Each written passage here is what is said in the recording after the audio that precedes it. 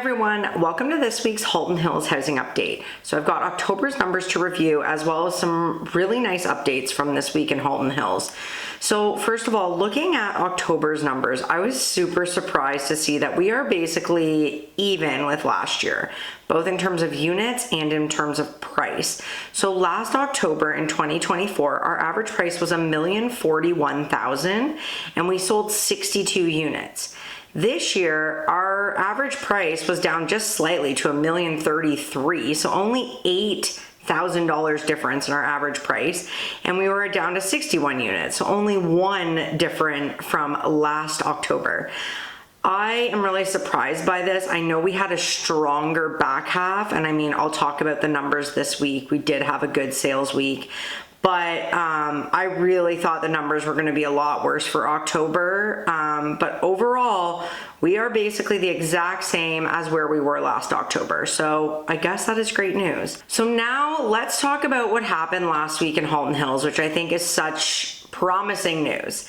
So Georgetown for the second week in a row had double-digit sales at 12 sales, which is great. This is a solid number for Georgetown. It tells us the buyers are out, not in crazy amounts, but in consistent amounts. So 12 sales, yay. So another good piece, our listings for the second week in a row did not outpace our sales. So we only had 8 new listings in Georgetown last week, which means inventory should be down, which is just what we need to see. Normally, we would not see this slowdown so early in November, but here we are. So I'm all for it because our inventory just needs to drop. In Acton this week, we had 2 sales and 3 new listings. Glen Williams had no sales, no new listings, and the rural market saw 1 sale and 1 new listing.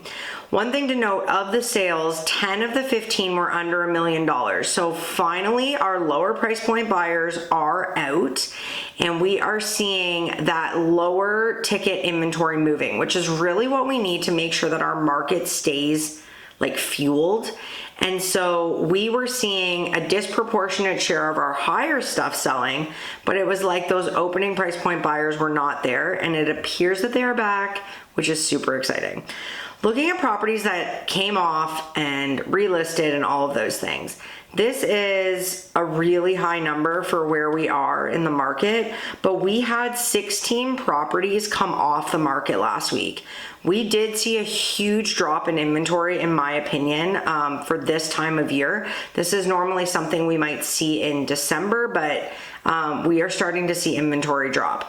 So we had 16 properties exit the market. We had 3 properties relist at the same price to just freshen up their listing, and we had 15 properties relist at a lower price. So the people that are on the market are still having to adjust their price.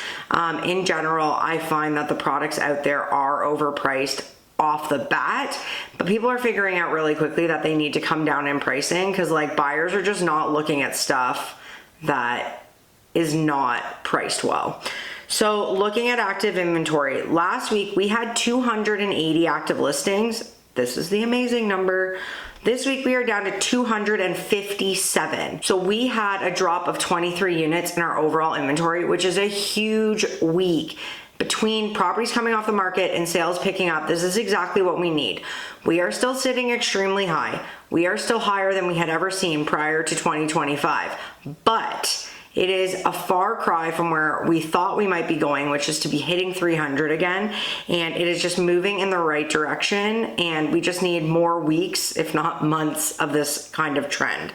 Georgetown this week is down from 163 to 152 active listings, which is awesome news for Georgetown. In our price points, the only price point that was up this week was under 800. It went from 28 to 29. We still do have a lot of products there, but to see the stuff moving is so exciting. 800 to $1 million dropped significantly from 50 to 42 active listings. 1 million to 1.5 went down slightly from 63 to 61, and 1.5 million plus went down from 22 to 20. So we did see softening in our price points, especially that 800 to $1 million, because we are starting to see things sell there. So overall, the update for Georgetown is super positive. In Acton this week, just a minor change down from 36 to 35 active listings. Glen Williams remained the same at 12. And another big component of the properties that came off the market were rural properties. And we are down from 69 to 59 rural properties. So these are the kinds of things that we need to kind of turn a corner to coming back to a more stable market. I feel really good about this week's update. Not only did we not see a dramatic drop year over year, but we had a really nice trend that is favorable to our market. I'm thinking in the new year already, like we see November, December, our inventory dropping, and we start the new year fresh. We did that this year, and then the whole stuff in the US really spiced things up and messed up our market a bit.